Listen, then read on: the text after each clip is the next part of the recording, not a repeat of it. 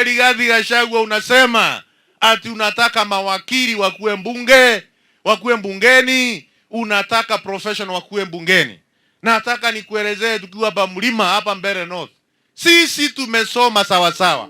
President William Ruto's troubles in Mount Kenya appear to be deepening after a chaotic scene in Mbere exposed growing cracks within his political base. What was meant to be a simple campaign rally to drum up support for the United Democratic Alliance UDA candidate in the coming mini-polls quickly turned into an embarrassing political moment that left his allies shaken.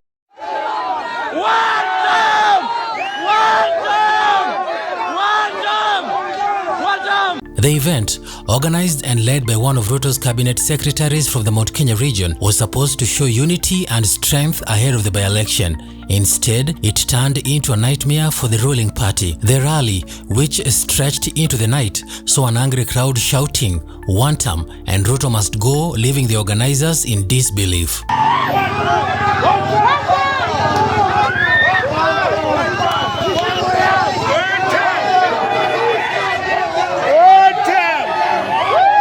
The chants, loud and unrelenting, told a story that has been whispered quietly in political circles for months, that the love affair between Ruto and the Mount Kenya voters is fading fast. The crowd's open rejection of the government's representative sent a message that the region, once the heart of Ruto's 2022 victory, is now restless and drifting away.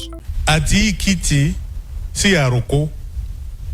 Nilikuwa nafikiria hii kiti ni yangu ya Ruto, nimeambiwa pana.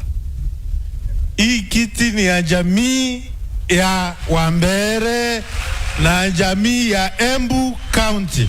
Kwa sababu tulikuwa For President William Ruto, Mbere was supposed to be a show of confidence. His team had identified the constituency as a critical test of his influence in the region ahead of the 2027 general election. The president's absence from the rally was expected to keep tempers calm, but even his distance did not shield him from the backlash. The anger was clear, and it spilled into the open for the entire country to see.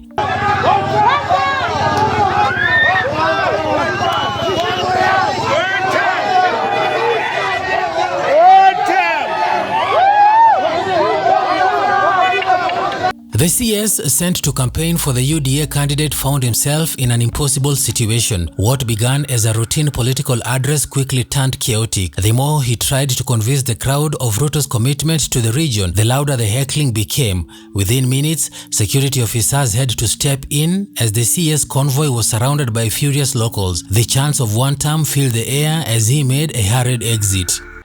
Nimesikia Kasongo amesema akiwa huko Western Kenya ati ya kwamba akishindwa hata handover kwa watu ambaye hawana plan. Wacha nikuambie Kasongo, umefanya mzuri kukubali utashindwa, hapo umepata. The incident marks one of the clearest signs yet that Ruto's relationship with the Mount Kenya region is breaking down. Just a few years ago, the president was hailed as a political genius who managed to unite a deeply divided voting bloc behind his hustler narrative. Today, the narrative appears to be losing its shine, especially among those who feel left out of the promises that were made. Weka mkono juu tuonyeshe earthquake. Sema earthquake. Earthquake. Earthquake!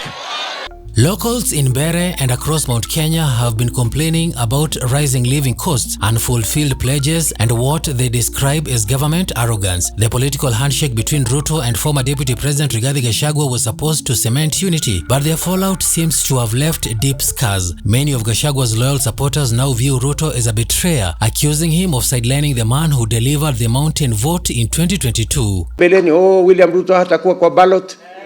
Sasa wamekuja Sakaja hata kuwa kwa ballot kwa sababu wako na njama ya kuweka kibaraka kama kiongozi wa Kenya na kiongozi wa Nairobi. Political pundits are watching the Mbere drama closely, describing it as a warning sign that could shape the 2027 election. The optics of a government-backed rally turning hostile are damaging, especially for a president still struggling to contain internal dissent and a restless economy. Every chant, every boo, every raised fist from that crowd spoke louder than any opinion polls could. Kwa sababu tulikuwa na bendera ikatuletea matatizo kidogo hapa na pale. Sasa tukaona hii bendera si ya mtu. Wacha tutafute mtu mwingine kwa niaba ya jamii ya Mbere na kwa niaba ya kaunti ya Embu, kwa sababu hakuna waziri mwingine anatoka kaunti hii ya Embu. Ruto's political base is clearly changing. The same region that once celebrated his every visit now seems distant, cautious and angry. The signs were already visible in recent weeks when key Mount Kenya leaders skipped his public events, preferring to keep a safe distance from the growing political storm around State House. For UDA, the Mbere by-election is no longer just about winning a parliamentary seat. It has become a test of loyalty, a referendum on Ruto's leadership in a region that gave him more votes than any part of the country. Losing Mbere, or even struggling to win, would send shockwaves through the ruling party and embolden his critics within and outside government. Wewe Rigathi Gachagua unasema ati unataka mawakili wakuwe mbungeni, unataka professional wakuwe mbungeni. Nataka nikuelezee tukiwa hapa mlima hapa Mbere North. Sisi tumesoma sawa sawa. Tumekuwa katika shule miaka mingi jameni. Sio kama wewe na sio kama wewe na wale ambao mnaambatana na wao, akina Koimbori, akina Mejandong, akina yule mwingine wa hapa anaitwa Mbanzu pale Nairobi. In political terms, the timing could not be worse. The government is facing protests over high taxes and a cost of living crisis that refuses to go away. Discontent is rising even among traditional supporters who feel Ruto has surrounded himself with people who are out of touch with the common voter.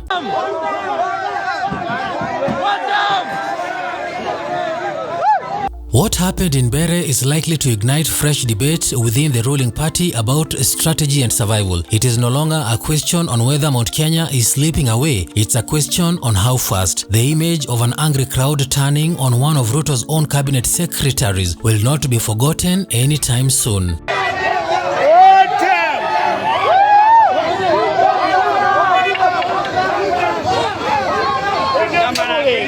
As the dust settles, one thing is clear.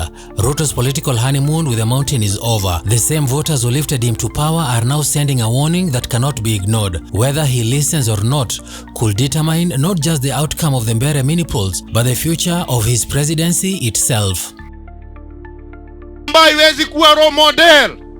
Hiyo ndio wewe Rigathi Gachagua na viongozi wale wengine mumetafuta.